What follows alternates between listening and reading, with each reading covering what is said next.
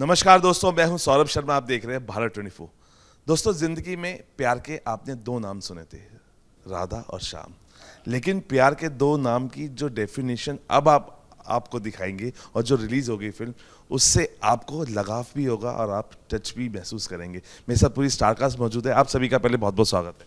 मैं विजय गोयल हूँ। सर, सबसे पहले आपसे जानना चाहता हूँ कि प्यार के दो नाम, राधा श्याम, लेकिन इस लव स्टोरी में प्यार के दो किस नामों से आप अवगत कराएंगे? इसमें सब देखिए, मेरे और जानिश साहब के थोड़ा सा अलग अलग विचार हैं, लेकिन देखिए प्यार के से सभी लोगों ने कहा कि प्यार के कितने नाम हो सकते हैं, इतने तरीक़ों प्यार सकते हैं। मैंने जो मेन दो जगह बांटा है, मैंने सोचा एक तो प्यार होता है जैसे हमारे नेल्सन मंडेला गांधी जी ने किया, सोसाइटी से प्रणाम प्यार किया, अपने परिवार को पीछे छोड़ दिया और पूरे सोसाइटी के लिए पूरा अपना अपना अपना उनका था रंग भेद के अगेंस्ट। गांधी जी का था एक तो हरिजन का उत्थान, कास्टिज्म को ख़त्म करना, देश को स्वतंत्र करना, वो सेकेंडरी था। पहले था उनका कि पहले हरिजन को उठाना और देश में सब एक रूप बनाना।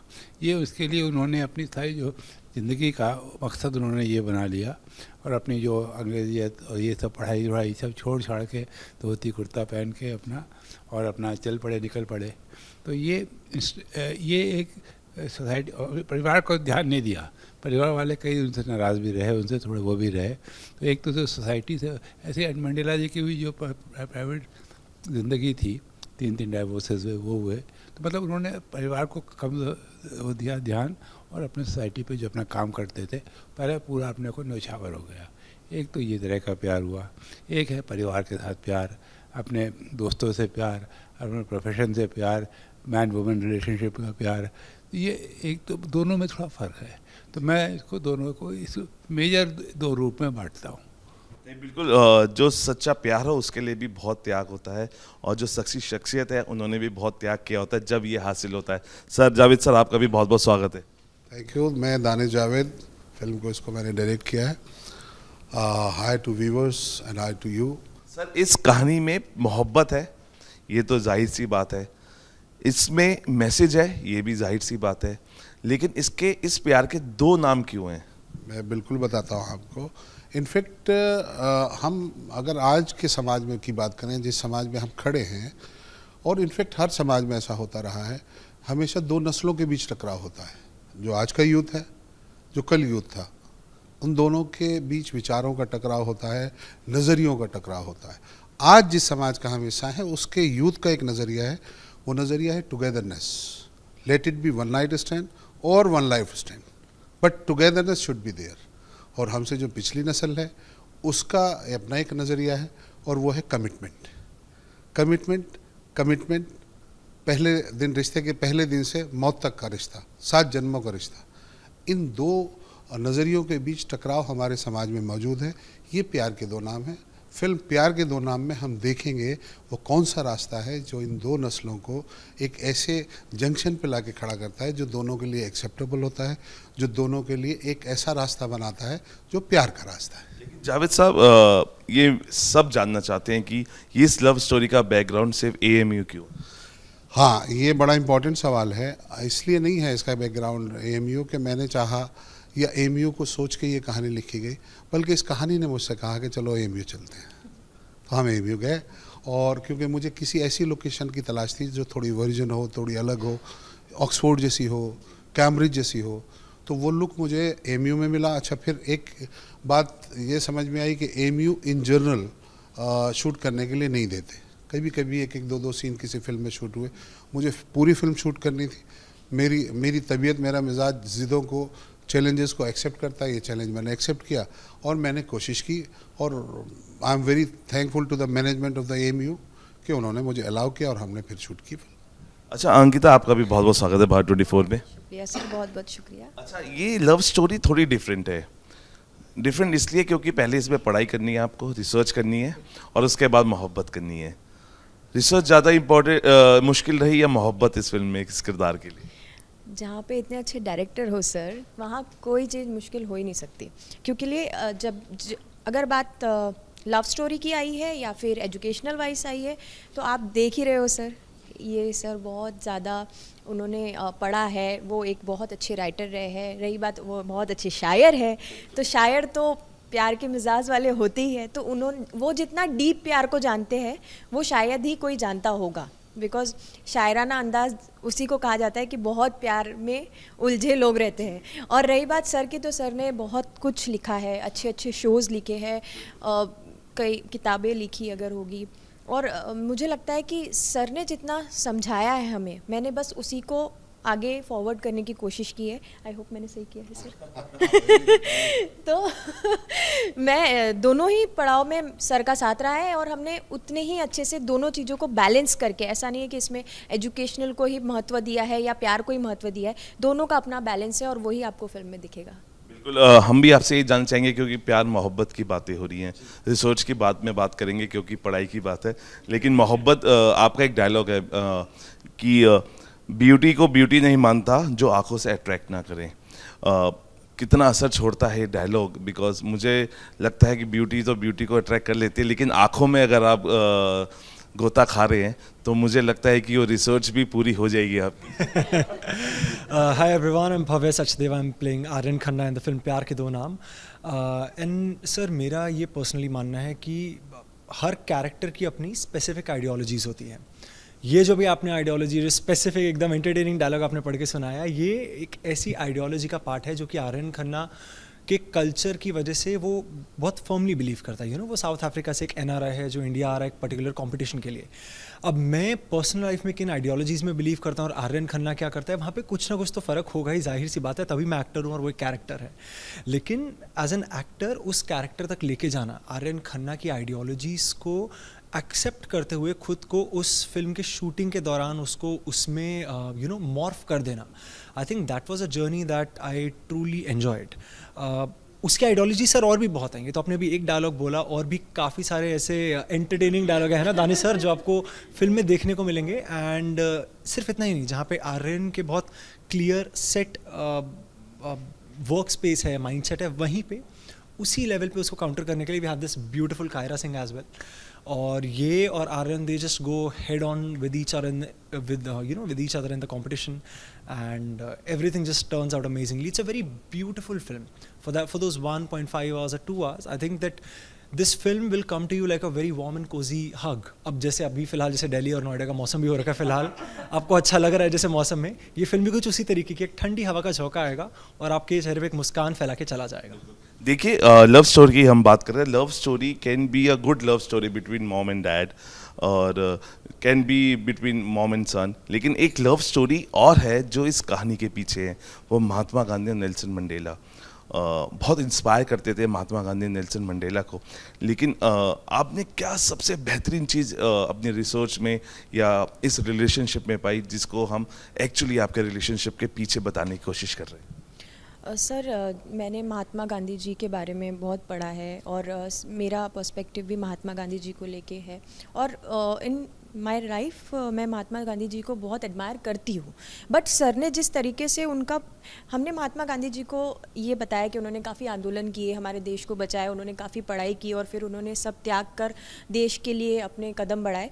बट सर ने जिस पर्सपेक्टिव से सर को ने अपने विजन को बताया है, और महात्मा गांधी जी के थॉट्स उसमें बताया है, उसमें एक लाइन है जिसमें हर किसी को कभी ना कभी निर्वाणा यानी ज्ञान की प्राप्ति होती है।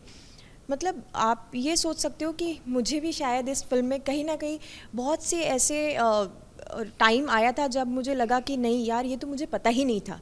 तो ये जो कनेक्शन है, ये जो प्यार है, जो इस फिल्म के थ्रू मुझे पता चला, तो ये मैं समझ पाऊँगी कि उसमें सर का बहुत बड़ा हाथ है। और जब आप किसी भी प्रोजेक्ट में काम करते हो तो उसमें से बहुत सी चीज़ें आप समझते हो, सोचते हो और अपनाते हो, तो वही मेरा कनेक्शन इस फिल्म से है, जिसने मुझे गांधी जी के लिए जो मेरे नज़रिए थे उसमें डाइवर्सिफिकेशन आया है, कुछ डिफ्रेंसिएशन आया है। तो आई थॉट कि जब आप फिल्म देखोगे तो सभी लोगों को कुछ ना कुछ ऐसी सोच मिलेगी जो बहुत डिफरेंट है, बहुत यूनिक है और बहुत अलग है, जो जानने की ज़रूरत है। तो मेरा तो यही कनेक्शन रहा है। अच्छा, नेल्सन मंडेला के बारे में आपसे पूछूंगा, लेकिन डायरेक्टर साहब, जब ऐसे हम स्ट्रॉन्ग कंटेंट लाते हैं, स्ट्रॉन्ग कंटेंट बहुत प्रभावी होते हैं, प्रभाव डालते हैं, मुझे लगता है ये भी प्रभाव डालेगा। लेकिन जब आपको लगता है जब कंटेंट पावर की बात होती है तो स्टार पावर फीका लगता है। और ये आपके जैसे डायरेक्टर्स इसको प्रूव कर रहे हैं, इतने बेहतरीन जो नगीने आप निकाल के लाते हैं। आपको लगता है कि स्टार पावर कंटेंट पावर के सामने अभी कम हुआ है? देखिए, मैं इसके लिए मैं आपको एक जवाब देता हूँ। एक टीवी डिबेट में म्यूज़िक के ऊपर डिबेट थी, जावेद साहब और आमिर खान दोनों मौजूद थे, इफ़ यू रिमेंबर। और डिबेट में सिंपल आमिर भाई ने ये कोशिश की थी बताने की कि म्यूज़िक से बड़ी स्टार पावर है, हम गाने हिट कराते हैं। और जावेद साहब ने जवाब में कहा था कि पापा कहते हैं ने तुमको हिट कराया था कि तुमको पापा कहते हैं ने हिट कराया था। सिंपल ये जवाब है। तो कंटेंट जो है उसका मोहताज बड़े से बड़ा स्टार है। शाहरुख खान भी कंटेंट के मोहताज हैं और भावे सचदेवा भी कंटेंट के मोहताज है। सब कंटेंट के मोहताज। अच्छा कंटेंट हर एक्टर को चाहिए। और बिलीव यू मी, बड़े एक्टर्स के पास जाइए तो वो मुझे कई बहुत बार ऐसा लगता है कि वो अच्छे कंटेंट के बाकी लोगों से, नए लोगों से ज़्यादा हंगरी है, because they know the value. ये इम्पोर्टेंट। तो कंटेंट तो हमेशा से स्टार से पावर से बड़ा रहा। स्टार पावर ऑडियंस को फ्राइडे को बुकिंग विंडो तक ला सकती है, लेकिन कंटेंट अगले फ्राइडे तक लेके जाता है। सिंपल है। सर, आपसे भी जानना चाहूँगा, बिकॉज आपने तो कई जनरेशन्स अपने हिंदी सिनेमा को देखा होगा। आपको लगता है कि आज की फिल्मों में हम हिंदी सिनेमा को मिस करते हैं कहीं ना कहीं, जो सिनेमा हम आपके दौर में देखा करते थे? भाईजान 100% आप सही कह रहे हैं। मैं तो देखना ही बंद कर दिया। अब फिल्मों को देखना बंद कर दिया, कोई मज़े वो बात ही नहीं रही। अब ये विदाउट देखिए, no I don't want to be, किसी को वो नहीं कर सकता, जानवर वगैरह ये फिगर मज़ा नहीं आता। अब वो मज़ा वो उसका आई स्टिल 1949 की एक थी लड़की पे ज़्यादा मज़ा आएगा।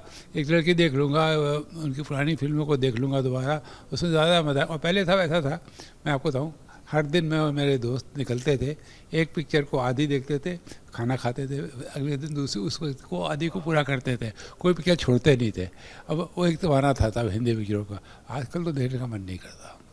लेकिन इस फिल्म को ज़रूर देखेंगे, क्योंकि एक लव स्टोरी सिर्फ एक लड़की और लड़के की नहीं है, ये दो शख्सियतों की वो लव स्टोरी है, मुझे लगता है जिसको सबको जानना चाहिए और देखना चाहिए। सर, हम सिनेमा की बात कर रहे हैं, अभी सर ने बताया सिनेमा अच्छा बन भी रहा है, लेकिन उस सिनेमा जो अच्छा बन रहा है उनको सिनेमा क्यों नहीं मिल रहे हैं इतने?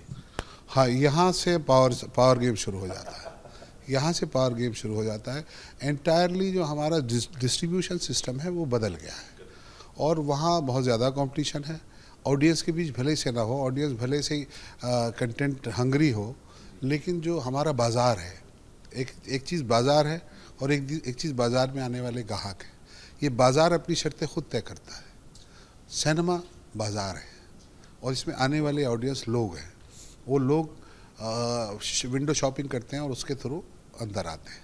तो बाज़ार में, हर बाज़ार में कंपटीशन होता है। ये सिनेमा की बात नहीं है, किसी भी बाज़ार में जाइए, इवन मीडिया में जाइए, इवन कंज्यूमर मार्केट्स में जाइए, हर जगह बाज़ार में मैनिपुलेशंस होते हैं।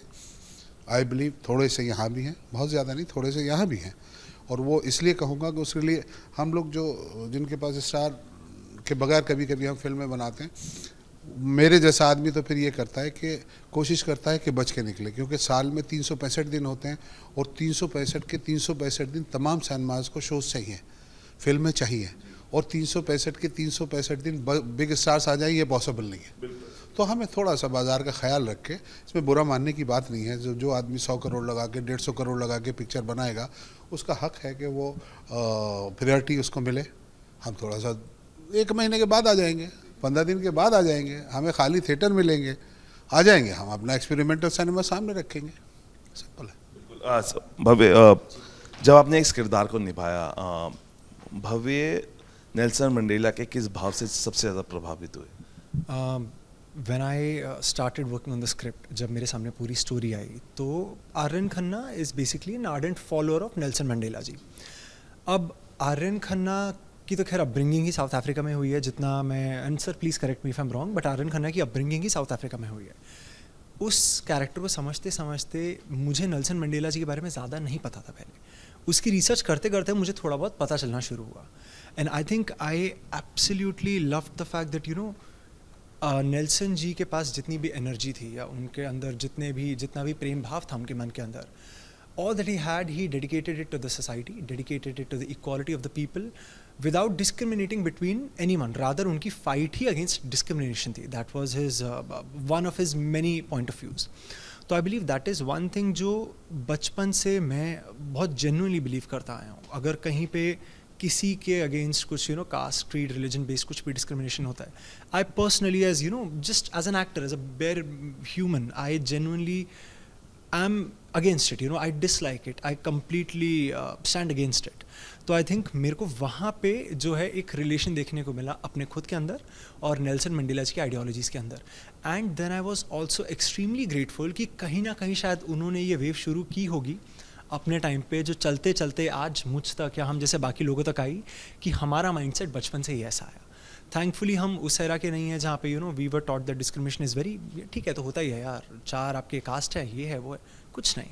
I mean, I was taught in a school, brought up by teachers, my parents gave me, and today the amalgamation of the person I've become is not only secular. I think secular आज के time पे बहुत political term बन गया है, but I believe in a true and free country. अब चाहे वो मेरी हो या किसी और की भी country हो. देखिए, जब भी वो इतने महान थे, इसलिए 27 साल जेल में रहने के बाद भी ना वो किसी से नाराज़ नहीं थे. और हम सब में एक इंसान छुपा है, इंसान आपको पहचानने की बात है.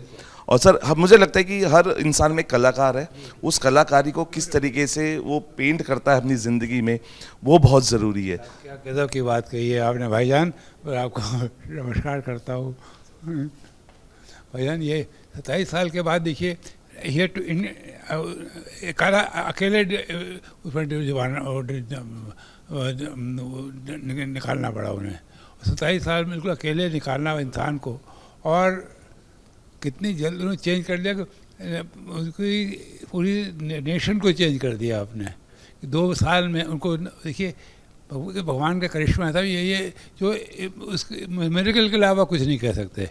एक पैसे का उनके मन में कोई उसके किसी के प्रति नाराज़गी नहीं रही, कुछ नहीं रही. और उन्होंने उनके जब प्राइम मिनिस्टर बने तो जो यूरोपियंस थे, वो कहा कि हम बांध कर जाना चाहते हैं. कहा नहीं, बिल्कुल नहीं, आपने देश को बनाया है, हमें आपकी हमें ज़रूरत है.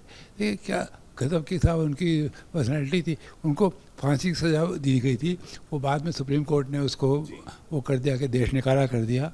एंड अकेले वही समझ गए वो कि मुझे अंग्रेज़ों से भी काम है, क्योंकि देश को हमारे बनाने में उनका काम है. तो उन्होंने उनसे दोस्ती करना शुरू करी. और कैसे ये बात पहुंची, जो नेक्स्ट प्रेसिडेंट आए जिन्होंने उनको छोड़वा के उनसे बात करना शुरू करी. It is a miracle. It is मैं इसको भगवान, मतलब अनबिलीवेबल वो सिचुएशन है ये. सर, इसलिए वो पहले शख्स है, मुझे लगता है, जिनको हिंदुस्तान और पाकिस्तान ने अपने सर्वोच्च जो पुरस्कार से उससे सम्मानित किया गया है. पाकिस्तान निशान पाकिस्तान से भी उन्हें सम्मानित किया था. तो शख्स जी जी तो नाम होगा ना ये. अच्छा, और कमाल की बात क्या थी, मंडेला जी 27 साल गुजारने के बाद जब सरकार ने उनसे पूछा, सरकार का हरकार आया और उसने पूछा कि हमारी सरकार आपसे बात करना चाहती है, तो मंडेला जी का जवाब ये था, जवाब में उन्होंने सवाल पूछा, मेरी आज़ादी के बारे में या मेरी कौम की आज़ादी के बारे में. और जब जवाब मिला दोनों के बारे में, then he went to meet them. तो बेसिकली ये इस सब के पीछे कौन सी ताकत काम कर रही है, उसका नाम है प्यार. और वो प्यार के 2 नाम में 3, अब मई को आप आइए सैनमाज में, देखिए प्यार के ये 2 नाम, इनसे आप एग्री करते हैं कि नहीं करते. प्यार के इन 2 नाम के दरमियान जो हमने एक रास्ता बनाया है, वो आपको और आपके बच्चों को या आपके माँ बाप को कबूल है कि नहीं है. आई चैलेंज यू कि आपको कबूल होगा. अच्छा जावेद साहब, बताओ आपको जो बात पिक्चर में नहीं ला पाए हैं, क्योंकि फिल्म लंबी हो जाती है, बहुत ऑलरेडी बड़ी हो गई थी. उनके साथ एक गुजराती हिंदुस्तानी भी था जो उनके साथ 27 साल जेल में रहा है. एंड वो लेकिन उसके बारे में हम नहीं बता पाए. और गांधी जी के बारे में शायद उसी ने उनको प्रॉब्ली वो टीच किया था, और इसीलिए वो गांधी जी को बहुत मानते थे. गांधी जी ने उससे पहले शुरू कर दिया था काम, इनका काम बाद में शुरू हुआ. बट ही प्रॉब्ली कुड, लेकिन जेल में रहते रहते, और जो एक अफ्रीकी जिनको बताने उनको खाली कैसे वो क्रिश्चियन से कैसे पढ़े, इंग्लिश पढ़े और बाकी चीज़ें पढ़ी, और कैसे इतने ऊँचे बन गए कैन नॉट इमेजिन सर। इसलिए कहते हैं जिंदगी में सिर्फ दो ही टर्न से, लेफ्ट और राइट, कोई यू टर्न नहीं होता जहाँ पे आप वापस भाग के आ सके। जावेद साहब, क्योंकि फिल्म साउथ अफ्रीका और इंडिया के रिलेशंस को डायरेक्टली इनडायरेक्टली शोकेश करती है, कोई स्पेशल स्क्रीनिंग आप एम्बेसीज के लिए साथ बिठा के? जी जी, वो भी हम प्लान कर रहे हैं और नियर फ्यूचर में हम साउथ अफ्रीका भी रिलीज़ करने का हम लोगों का प्लानिंग है, अच्छे लेवल पर, बड़े लेवल पर फिल्म को। ये सब डिपेंड करेगा आप सब पर। आप सब आएंगे, फिल्म को देखेंगे। हमारी 100 से ज़्यादा लोगों की लगातार 1 से 1.5 साल तक की जो ये मेहनत है, इस मेहनत को एक बार आपकी सराहना मिलेगी, आपका थोड़ा सा साथ मिलेगा, और सच्चा वाला साथ। अच्छी न लगे मेरा नाम लेके बुरा कहना, आप अच्छी लगे तो हम सबका साथ दीजिए, क्योंकि मेरी फिल्म हो या किसी की फिल्म हो, सिनेमा देखना बहुत ज़रूरी है, क्योंकि आप देखेंगे तो हम बनाएंगे। अंकिता, आप कैसे प्यार के दो नाम के शेयर्स मार्केट को आप देख रहे हैं? बिकॉज इतनी कहानी इतनी निखर के आई है, और क्योंकि आपसे बेहतर अंदाज़ा तो मुझे लगता है शेयर मार्केट में कौन लगाएगा, तो अभी कैसे देख रहे हैं प्यार के दो नाम के शेयर्स मार्केट? मैं बिल्कुल सर ग्रेट देख रही हूँ, अपसाइड ही ग्रेट देख रही हूँ, मैं बिल्कुल बुलिश मार्केट देख रही हूँ। होप तो हम सबकी यही है सर कि एटलीस्ट लोग आकर हमारी सिनेमा देखें, हमारे फिल्म देखें, क्योंकि हमने बहुत प्यार से उसे बनाया, सबकी बहुत मेहनत है। और इस फिल्म में अगर आपकी लाइफ में कभी भी कहीं भी किसी से भी प्यार अगर आपने किया हो या करते आ रहे हो या करने वाले हो, तो डेफिनेटली आप इस फिल्म को देखिए 3 मई को, प्यार के दो नाम। प्यार के दो नाम आपके लिए भव्य? To make this answer very short and crisp, that would be surrender and sacrifice. But मैं साइड बाय साइड ये भी ज़रूर मानता हूँ कि प्यार जो है देखिए वो तो एक तरफा ही होता है, क्योंकि जो दो तरफा होती है या तो वो भगवान की कृपा होती है या खुदा की मेहरबानी होती है। दैट बीइंग सेड, हम इस फिल्म के थ्रू आपको प्यार के कौन से दो नाम दिखाना चाहते हैं, कौन से दो नाम हम चाहते हैं कि आप याद रखें जब आप थिएटर से जाएं, उसके लिए please come to the cinemas on 3rd of May and watch our film Pyaar Ke Do Naam. Thank you so much. बिल्कुल जावेद सर, आखिरी सवाल। मुझे सब आपको सारी बातें सुन के आपके मन में कैसा फील? देखिए, मैं अपना भाव आखिरी में अपनी क्लोजिंग के साथ दूंगा सर। एक आखिरी सवाल जावेद सर से कर लो। जावेद सर, क्योंकि बहुत मुश्किल होता है AMU में शूट करना, और आपने उस चैलेंज को भी एक्सेप्ट किया। पहला चैलेंज तो था इस मुद्दे को लाना, इस रिलेशनशिप को लाना, क्योंकि बहुत सारी चीज़ें हमने देखी नहीं है, लेकिन उसको TV पे ला के निखारना है 70 mm पे। AMU में शूटिंग करना, बिकॉज बहुत से लोगों को स्पेस नहीं मिलता है, वो जो स्पेस आपको मिला शूटिंग के लिए, उस शूटिंग एक्सपीरियंस को, बिकॉज बहुत सारे पड़ाव हैं, पहले पैसे का पड़ाव तो खैर पार हो ही जाता है, उनको सेटिस्फैक्ट्री जो स्टेज है उसको कैसे आपने मुमकिन कर दिखाया? और आपने मुमकिन कर दिखाया तो मुझे लगता है 3 तारीख को सब मुमकिन हो जाना है। Because I am one of them.